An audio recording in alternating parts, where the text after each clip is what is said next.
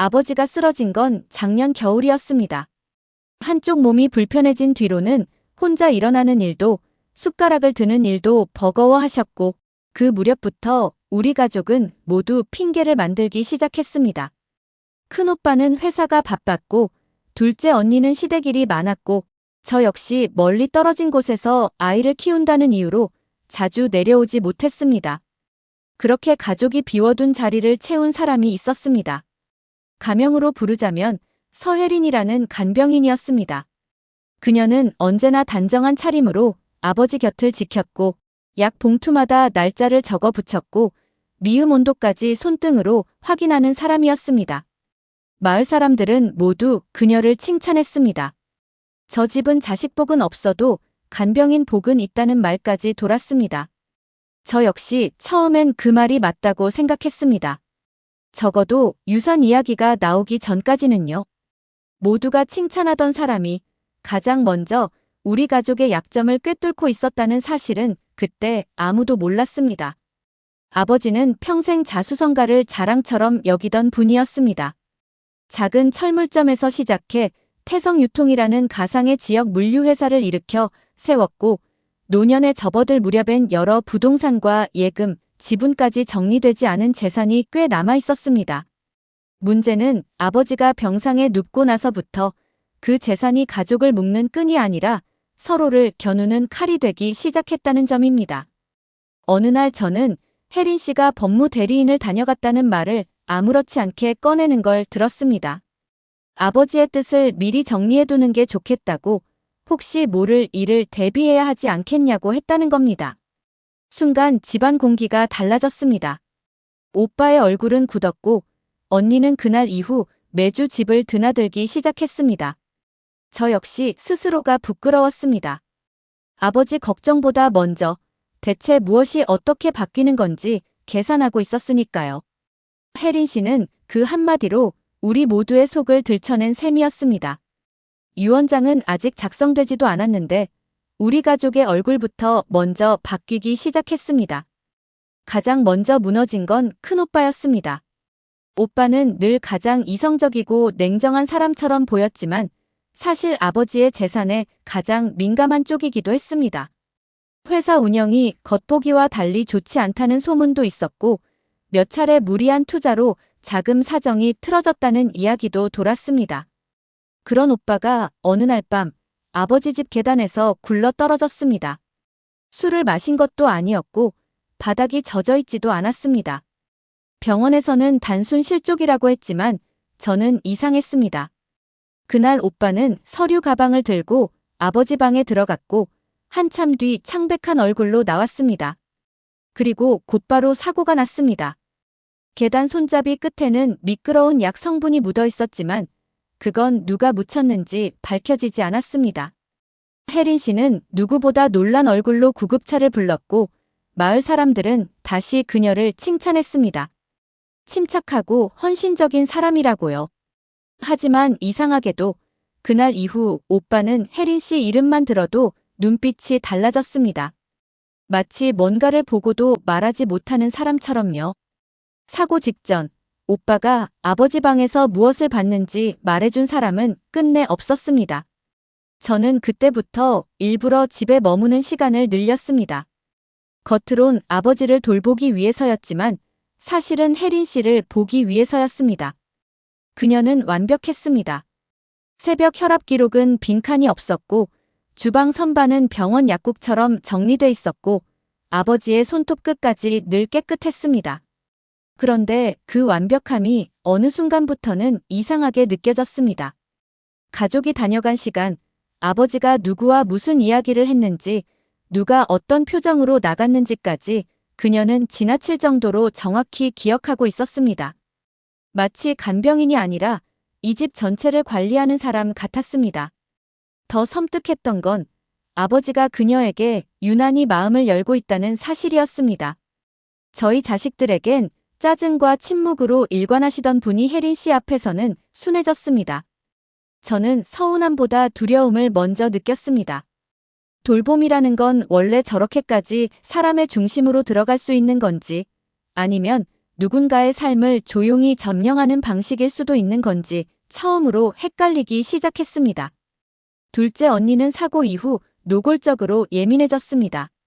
언니는 겉으론 아버지의 건강만 걱정하는 척했지만 실제로는 혜린 씨가 유언장에 어떤 영향을 미칠지에만 관심이 쏠려 있었습니다. 그러던 언니가 어느 날 아버지 명의 통장 사본과 부동산 목록을 들고 나가다가 교통사고를 당했습니다. 큰 충돌은 아니었지만 이상하게도 블랙박스가 그 구간에서만 저장되지 않았고 차량 정비 내역도 미묘하게 누락돼 있었습니다. 언니는 크게 다치진 않았지만 이후로 극심한 불안 증세를 보였습니다. 누가 자신을 쫓는 것 같다고 했고 집 앞에 세워진 낯선 차를 몇 번이나 신고했습니다.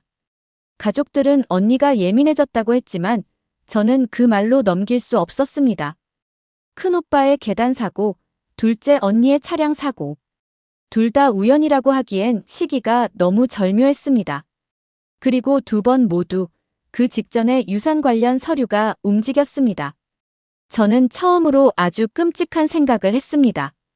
혹시 누군가가 우리를 죽이려는 게 아니라 하나씩 겁주며 밀어내고 있는 건 아닐까 하고요.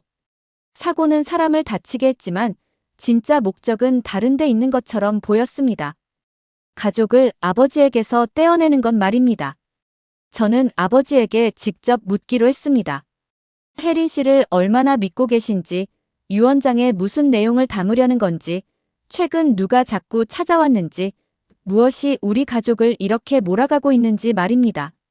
하지만 아버지는 예전처럼 화를 내지도 설명을 하려 들지도 않았습니다. 오히려 저를 오래 바라보다가 피곤하다는 듯 눈을 감았습니다. 그 침묵이 저는 더 무서웠습니다. 아버지는 원래 감정을 숨기지 못하는 분이었고 옳고 그름에 대해선 더더욱 고집이 강했습니다. 그런데 그런 분이 분명히 무언가를 알고 있으면서도 끝까지 입을 다물고 있었습니다. 그날 밤 저는 우연히 아버지 방 서랍 안쪽에서 오래된 녹음기를 발견했습니다. 안에는 며칠 간격으로 짧은 음성 기록들이 저장되어 있었습니다. 대부분은 알아듣기 힘든 숨소리와 메모 수준의 말들이었지만 마지막에 가까운 파일 하나에서 저는 분명히 이런 문장을 들었습니다. 사람은 늙으면 약해지는 게 아니라 누굴 믿어야 할지 모르게 된다. 그 목소리는 떨리고 있었고 그 떨림은 제게 경고처럼 들렸습니다. 저는 혜린 씨에 대해 알아보기 시작했습니다. 마을 사람들은 그녀가 몇 년 전 외지에서 들어왔다고만 알 뿐, 가족도 고향도 정확히 모른 채 그저 성실한 사람으로 받아들이고 있었습니다. 저는 가상의 도시 연호시에 있던 요양기관 경력을 더듬어 봤고 어렵게 예전 근무처를 찾아냈습니다. 그리고 그곳에서 그녀가 오래 버티지 못했다는 사실, 담당하던 노인 가족과 재산 문제로 소문이 있었지만 결국 입증된 건 없다는 말을 들었습니다. 기록은 깔끔하게 정리돼 있었고 법적인 문제로 이어진 것도 없었습니다. 그래서 더 소름 끼쳤습니다. 흔적이 없다는 건 결백의 증거일 수도 있지만 반대로 너무 익숙한 사람의 방식일 수도 있으니까요. 저는 그날 돌아오는 길 내내 생각했습니다. 누군가를 헌신적으로 돌본다는 일은 가장 가까이 다가가는 일이고 가장 가까이 있다는 건 그 사람의 두려움과 습관과 욕망을 누구보다 잘 알게 된다는 뜻이라고요. 혜린 씨는 어쩌면 가족보다 먼저 그 자리에 도착한 사람이었습니다. 저는 녹음기 파일을 정리하다가 더 충격적인 사실을 알게 됐습니다. 우리 형제들 역시 결코 떳떳하지 않았다는 점입니다. 큰오빠는 아버지 회사를 담보 삼아 대출을 알아보고 있었고 둘째 언니는 자신에게 유리한 방향으로 증여를 유도하기 위해 세무사를 따로 만나고 있었습니다. 심지어 저조차도 예외는 아니었습니다. 저는 남편 사업이 기울어가던 시기에 아버지 집 일부를 제 앞으로 돌릴 수는 없는지 혼자 계산해 본 적이 있었습니다. 저는 그 사실을 누구에게도 말하지 않았지만 머릿속에 단 한 번이라도 그런 생각을 품었다는 것만으로도 이 싸움에서 완전히 무죄일 수는 없다는 걸 깨달았습니다. 혜린 씨가 무서운 이유는 칼을 쥔 사람처럼 보여서가 아니라 우리 안에 이미 있던 욕망을 정확히 건드리는 사람이기 때문인지도 몰랐습니다. 누가 범인인지보다 먼저 우리 모두가 어떤 얼굴을 하고 있었는지가 드러나기 시작했습니다. 그 순간부터 이 이야기는 간병인과 자식들 사이의 싸움이 아니라 유산 앞에서 무너지는 인간들의 이야기로 변해갔습니다. 결정적인 밤은 비가 많이 오던 날이었습니다.